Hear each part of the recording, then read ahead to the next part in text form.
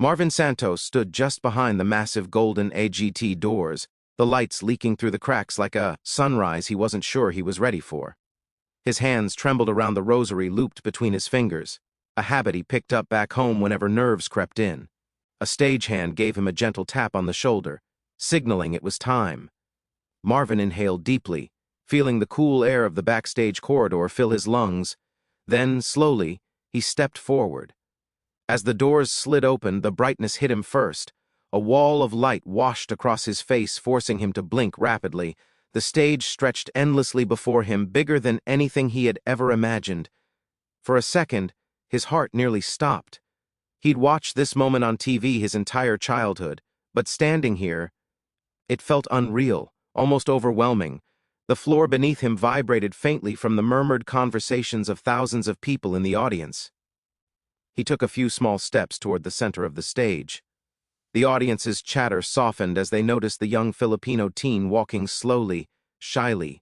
A few people in the balcony waved tiny Philippine flags. Their presence made him swallow hard. He wasn't just singing for his mom or for himself, he was singing for them too. For every Filipino who dreamed big but rarely had the chance to stand on a stage like this. The judges waited behind their desk, their faces illuminated by the signature AGT glow. Heidi leaned forward with a warm smile, sensing his nervousness. "Hello there," she greeted, her voice echoing gently across the theater. "What's your name?" Marvin raised the microphone, hands shaking slightly. I'm Marvin," he answered, trying to project confidence, though his voice cracked with nerves.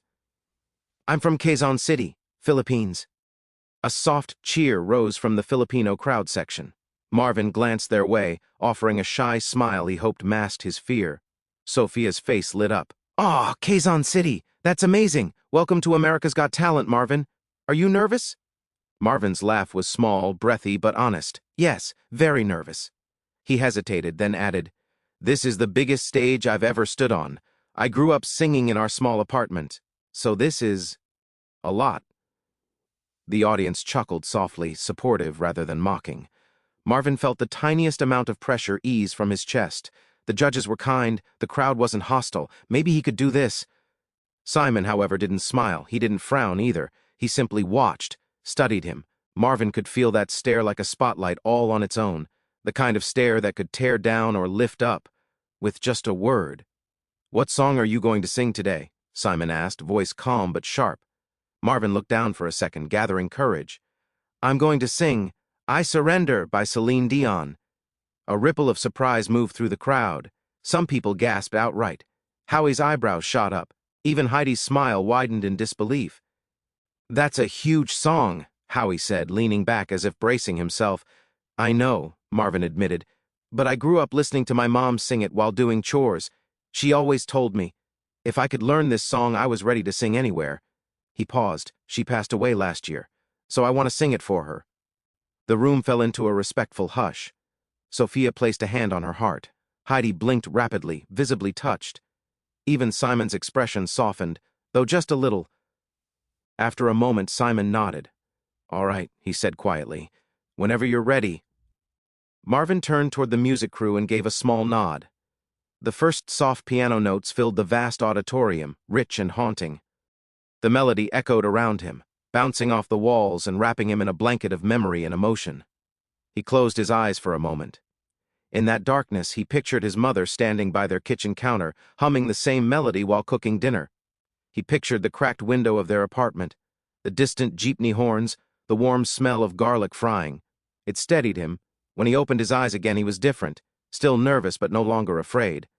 The world around him blurred, leaving only the stage, the judges, and the song meant for one person who wasn't there to hear it. The audience leaned in. The lights dimmed. Simon's chin lifted, interest finally replacing skepticism, and Marvin took one last breath, ready to give everything he had. Marvin's first notes drifted softly into the cavernous auditorium, almost fragile, like a feather unsure if it would float or fall. His voice quivered, but the tone, clear, warm, unmistakably Filipino, rose through the silence with surprising purity. The microphone captured every nuance, every breath, every tremble of emotion. People in the audience leaned forward instinctively, sensing something rare unfolding. For the first few lines, Marvin kept his eyes low, as if afraid to meet the world watching him. His fingers tightened around the microphone. But as the music swelled, something in him shifted. He lifted his head, letting the lights hit his face full on. His voice grew steadier, richer. A soft vibrato began to bloom at the end of each phrase. Gentle but precise, like he had spent years perfecting it in cramped rooms where the neighbors could hear. On the judges' panel, subtle reactions started surfacing. Heidi's eyes widened first, surprise, then wonder. Sophia's jaw slowly parted, her hand rising to her mouth in disbelief. Howie leaned toward Simon, whispering something, but his words were drowned out. By Marvin's rising power, Simon didn't move. He didn't blink. He listened, really listened. And for Simon Cowell, that meant something unusual was happening. Marvin's voice swelled with emotion as he reached the middle of the song, no longer sounding like a timid teen from Quezon City, but like a seasoned performer pouring stories into every lyric. Each note carried struggle and hope, love and loss, especially the pain of singing a song tied so deeply to his mother. He reached the pre-chorus, one of the hardest transitions in the entire song. Most singers tensed up at this moment, tightening their throats, bracing themselves. Marvin did the opposite. He loosened his shoulders, exhaled, and let the music guide him. Then he opened up. "I surrender." The note floated out with a kind of soaring clarity that sent a visible ripple through the audience. A woman in the front row clutched her chest. A man beside her whispered, "Oh my God," under his breath. The small Filipino section screamed with joy, waving their flags wildly. But Marvin wasn't done. The orchestra behind him began to build, strings, percussion, the piano growing louder, the spotlight tightening around him like a halo. His confidence grew in perfect sync with the music's rising intensity. Every line was fuller, every note cleaner, every breath a perfect setup for what was coming. As he approached the bridge, the most terrifying part of the song for any vocalist, the entire theater instinctively quieted. A hush fell over thousands. Even the creaking of the seats stopped. Marvin closed his eyes for a moment, his chest rising as he inhaled deeply. He stepped slightly back from the mic, preparing for the lift. Then he launched into the bridge with a force no one expected from someone so slight and soft-spoken. His voice didn't break. It didn't strain. It didn't falter. It soared, perfect, polished, powerful. He stretched the note longer than the original recording, balancing on the edge of perfection with astonishing control. Heidi slapped the judge's table. "Oh my God!" Sophia's other hand flew up to her face, both hands covering her mouth now. Howie stood up out of his chair, eyes wide, shaking his head like he couldn't believe what he was hearing. The audience erupted into a wave of screams, but somehow quieted again as the music shifted into the final crescendo. This was it, the legendary high note, the one that made or broke singers, the one only a handful of AGT contestants had ever dared to attempt, let alone master. Marvin bent his knees slightly, grounding himself. He pressed one hand to his chest, the other gripping the microphone like it was the only thing anchoring him to the earth. And then he went for it. The note shot upward like a rocket, high, bright, impossibly clean. It wasn't just good, it was unreal. The kind of note that made people jump from their seats without thinking. The kind of note that made judges forget to breathe. The entire audience exploded into chaos, shouting, clapping, screaming. People stood up everywhere, some waving their arms, others crying, others grabbing the person next to them in shock. Marvin held the note, and held it, and held it. The power in his voice expanded across the theater in a way that felt almost supernatural. The rafters seemed to vibrate. The LED screens behind him burst with light, matching the intensity of the moment. Finally, he released the note, letting it fall delicately into the final line, which he delivered with tear-filled softness. The music faded out, leaving only the sound of thousands of people screaming his name. Marvin dropped to his knees, breath shaking, tears streaming down his face. He couldn't believe what he had just done, but the entire room knew they had just witnessed one of the greatest AGT vocal performances ever delivered on that stage. The theater was still vibrating from the final explosion of applause when the music stopped.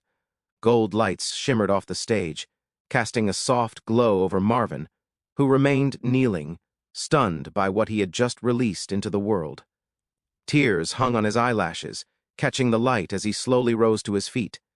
His chest rose and fell quickly, every breath felt shaky, like his body hadn't yet caught up with the reality that he had just conquered one of the hardest songs ever performed on Act. But then something odd happened. The applause, though loud and chaotic, began to fade as the audience noticed something unusual. Simon Cowell wasn't reacting. Not smiling, not blinking, not leaning back, not leaning forward, just frozen, staring at Marvin as if the boy had done something impossible. Even the other judges noticed. Sophia glanced at Simon, then chuckled nervously. Simon?" she said, turning fully toward him. "Are you okay?" The crowd let out a ripple of laughter, but Simon still didn't move. It was as if someone had hit the pause button on him. His eyes remained locked onto Marvin, intense and unblinking. Howie looked over curiously. "I've never seen him like this," he joked, though the disbelief on his face was completely real. Marvin swallowed hard, suddenly terrified he had done something wrong. He wiped at his face, trying to steady his breathing. Sir?" he said timidly into the microphone. Did I sing it wrong?" That broke something. The audience collectively shouted, "No!" A few people even yelled, "Are you kidding?" The Filipino section practically rioted, waving flags and shouting in Tagalog. The judges burst into laughter, except Simon. Finally, after what felt like an eternity, Simon lifted a single finger, signaling everyone to wait. The crowd instantly quieted again. Marvin froze and stage, unsure of what was happening. The entire room held its breath, waiting for Simon to speak. But no words came out. He opened his mouth, nothing. He closed it, inhaled, tried again, still nothing. Sophia grinned. "I think he's literally speechless." Heidi laughed, wiping tears from her cheeks. "This might be history. Someone broke Simon Cowell." The audience roared, with excitement, loving every second of Simon's rare silence. Finally, Simon managed to exhale sharply, like he was rebooting his entire brain. He sat forward, clasped his hands, and for the first time all night, he smiled, a slow, stunned smile of someone who had just witnessed something extraordinary. "Marvin," he said softly, his British accent noticeably shaking. Then he paused again, searching for the right words.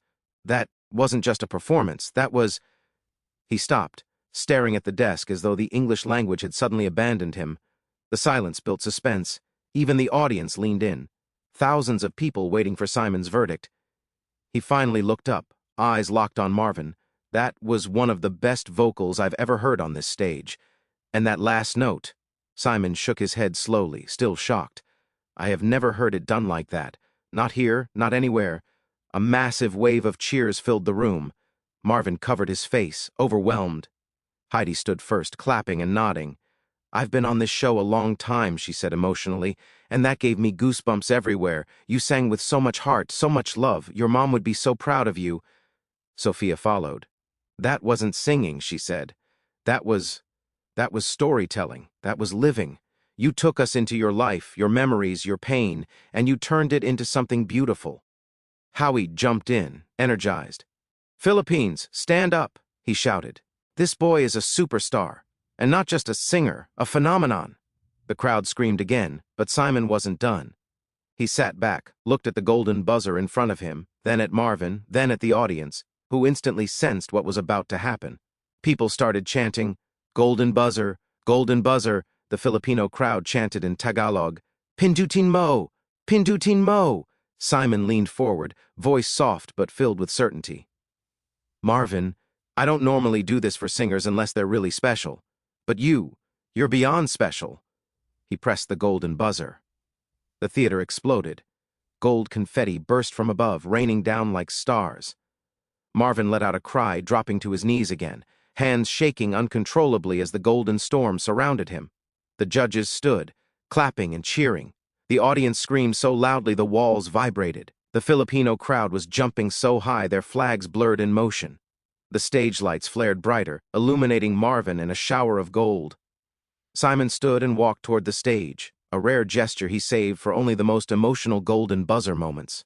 Marvin looked up, still crying, and Simon placed a gentle hand on his shoulder. "So," Simon said softly, smiling for real, "I think you finally made me speechless." The crowd erupted again, chanting Marvin's name as the gold continued to fall.